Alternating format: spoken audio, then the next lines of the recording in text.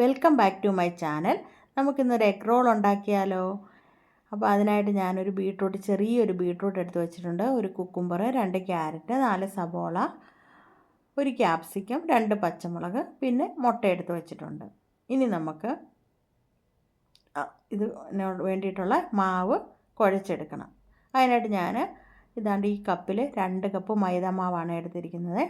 ഈ മൈദാമാവ് എടുത്ത് വെച്ചു. ഇനി അതിലേക്ക് നമുക്ക് ഒരു 1/2 ടീസ്പൂൺ ഉപ്പിട്ട് കൊടുക്കാം. ഉപ്പും പിന്നെ 1 ടേബിൾ സ്പൂൺ നെയ്യും കൂടി ഇട്ട് കൊടുക്കാം. നെയ്യിട്ട് കൊടുത്തു.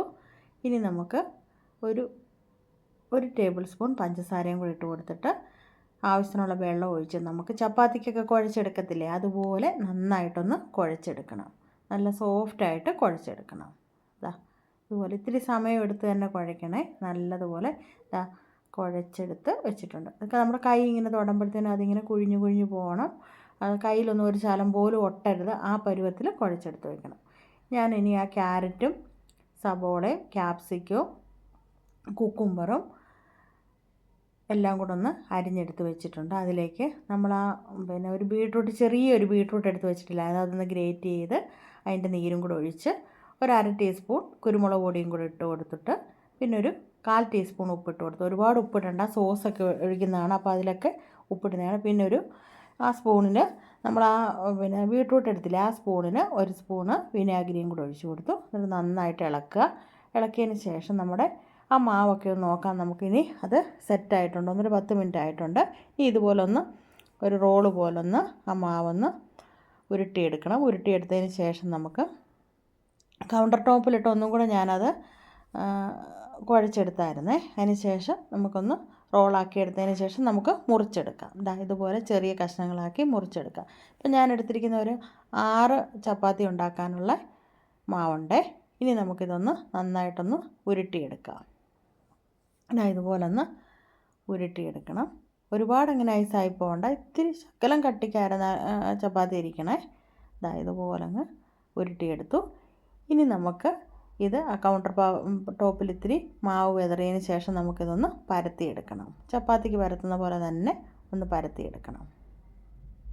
ഇതുപോലെ ഒന്ന് പരത്തിയെടുക്കാം. നിങ്ങൾ ആദ്യമായിട്ടാണ് എൻ്റെ വീഡിയോസ് കാണുന്നതെങ്കിൽ സബ്സ്ക്രൈബ് ചെയ്യാൻ മറക്കരുത്. അതുപോലെ ലൈക്കും ഷെയറും കമൻറ്റും ഒക്കെ ചെയ്യണേ.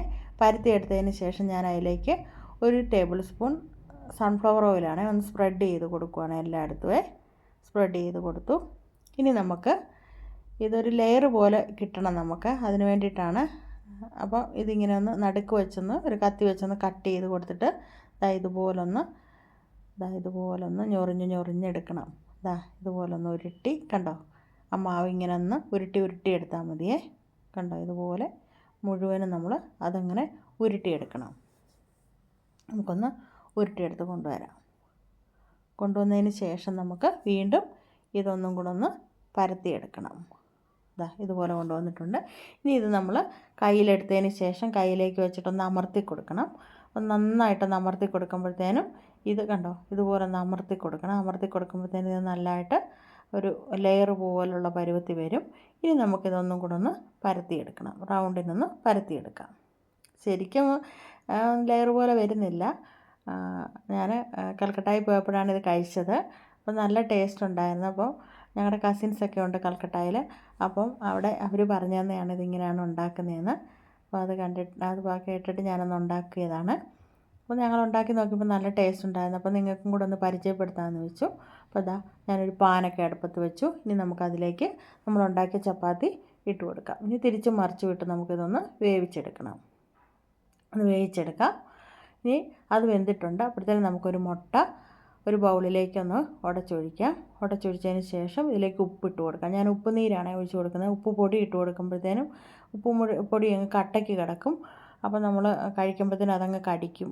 അപ്പോൾ ഉപ്പിൻ്റെ ഒരു ടേസ്റ്റ് കടിക്കുമ്പോഴത്തേനും വല്ലാത്തൊരു ടേസ്റ്റ് വരുമല്ലേ. അതുകൊണ്ട് ഞാൻ നീരൊഴിച്ച് കൊടുത്തത്.